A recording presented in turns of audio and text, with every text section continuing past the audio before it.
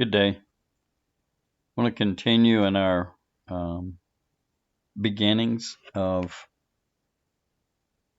cross-cultural psychology study. This is chapter 3. This week will be chapter 3 and 4. I left it up to you to gain the information out of chapter 2. First week is basically a discussion of the beginnings of the study of cross-cultural psychology, and also a definition of an extended definition of what culture is, the aspects of culture. And then I leave chapter 2 up to you. So we begin, excuse me, this week with chapter 3, week 2, chapter 3. And I want to give you a brief overview just of more or less of a rehash almost of culture. You have to understand culture before you can understand cross-cultural. I think that probably makes sense to all of you. So I want you to have a really good base in terms of culture, and then you can begin to apply these things to the study of cross-cultural. Cross-cultural, obviously, multi-cultures compared to one another. So let's look at this for a moment. I'm going to introduce you to your first theorist in this unit as well. We'll get to him in a minute. So humans engage in cultural learning. That's the heading, and that's in your textbook. What are we talking about here?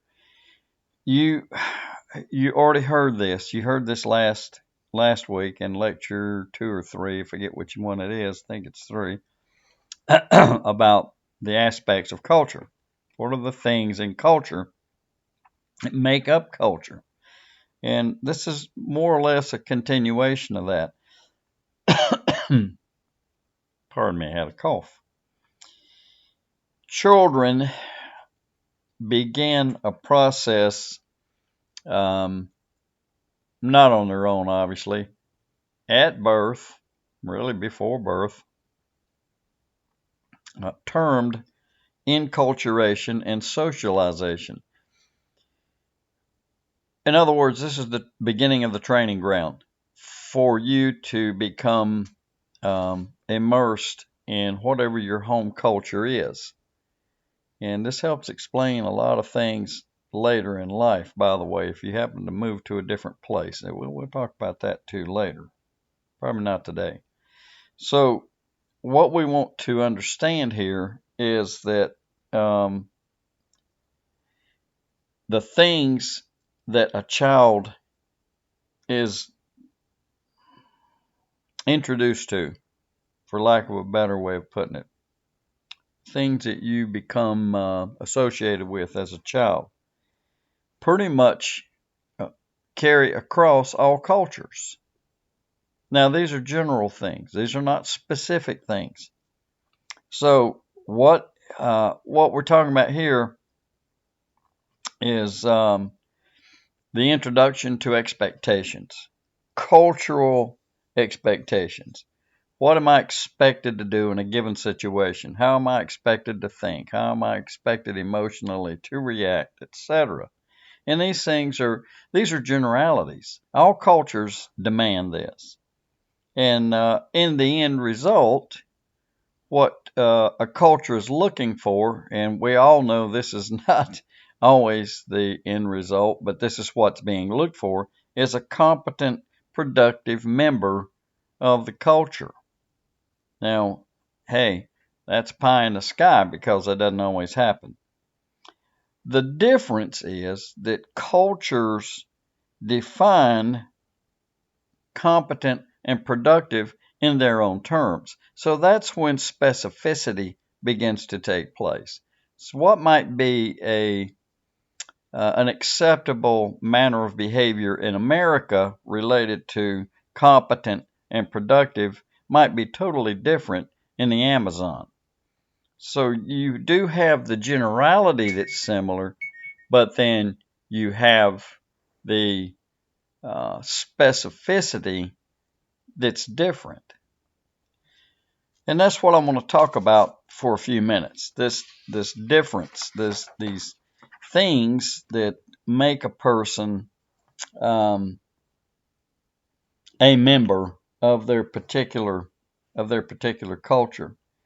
The environment and other natural things are going to define what it is that makes you competent.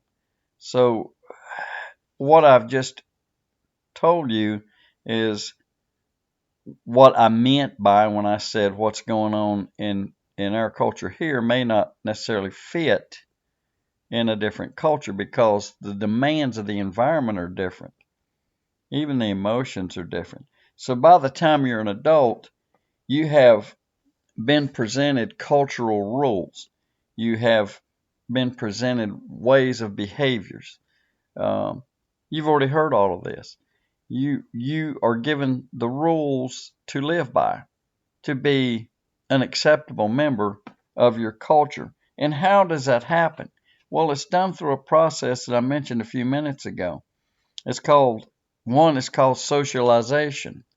Socialization is the process that is used to teach you the cultural needs, the cultural desires, and then you'll hear this term frequently in psychology. You internalize those things. In other words, they become a part of you.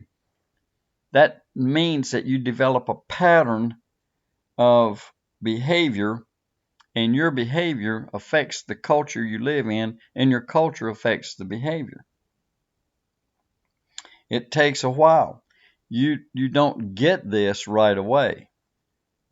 Just look at children misbehaving in a restaurant. They're in a learning process. That's not how you act in a restaurant. Maybe you see them get punished. Very rarely do you anymore. Maybe the parent takes them outside until they calm down. Whatever the case is, that's a learning thing for them. You don't act like that here.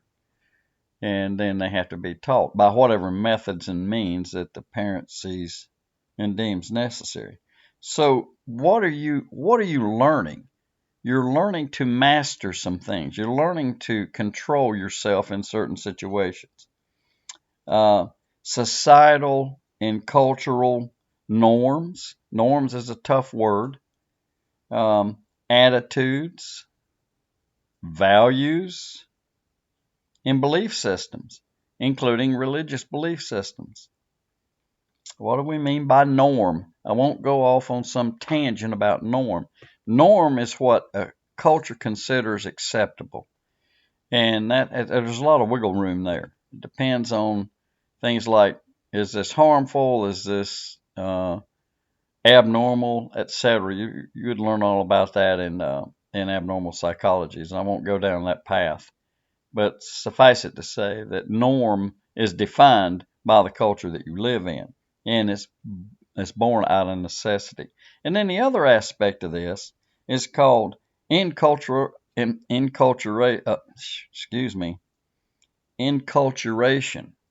Not a hard word to say for most people, and that's the process that that's incorporated for individuals to learn and adapt to the ways of manners for their specific culture.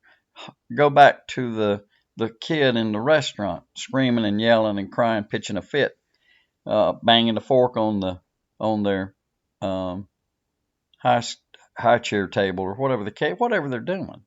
That's unacceptable. You're supposedly taught that that's not acceptable behavior. I don't know that you would see anybody 16 years old doing it in a restaurant. Maybe you would. Somewhere they missed the boat, didn't they? So this is where the enculturation takes place. Here are the manners, for example, that you are expected to exercise when you are learning this stuff. There are enculturation and socialization agents. What does that mean? It means the things that bring you into the fold, that bring you into the cultural norm. Again, that word. What are they? They're people. They're institutions. They're organizations. These all exist to maintain enculturation. And failure or success is guided by those around you. In other words, this is an informal training ground. Hope that makes sense. And finally, I want to talk to you very briefly about Urie Bronfenbrenner, the first theorist that I want you to become familiar with. Again, this is in chapter 3. Urie Bronfenbrenner's ecological systems theory. Very interesting theory. Pretty straightforward. I'm not going to break it completely down for you. I don't often give you homework in these situations, but I would ask you ungraded homework. Look up Urie, U-R-I is his first name, Urie Bronfenbrenner. You can look in your text to find the spelling, Bronfenbrenner. Bronfenbrenner. Look up that fellow. His system is broken down into five parts, each one with its own specific agent, more or less. Begins with what he calls the microsystem. The microsystem basically deals with immediate surroundings. They're talking about children, right? Talking about your introduction to your culture. So it begins with immediate surroundings, family, school, peer group, things that children naturally interact with. And we're not talking about abnormality here. We're talking about mundane, day-to-day normalcy. Okay? We're talking about abuse, etc. But that would fit because that's an anomaly in the system. So, what are you immediately in touch with as a child? Microsystem. The mesosystem. The mesosystem is the next item in his list, and that deals with linkages. So, linkages between things. So, linkages between the microsystem, where children directly interact, to systems such as school and family. So, family would be micro, small, right? Meso, that's middle or bigger. Mesosystem, family small, school big. You got more folks and more things happening at school. So you draw parallels, you draw connections between these two. That's what the mesosystem explains. The mesosystem exists everywhere. So once you walk out the front door of your house, boom, you just enter the mesosystem. The exosystem, the next one on his list, is the context that is indirect. What things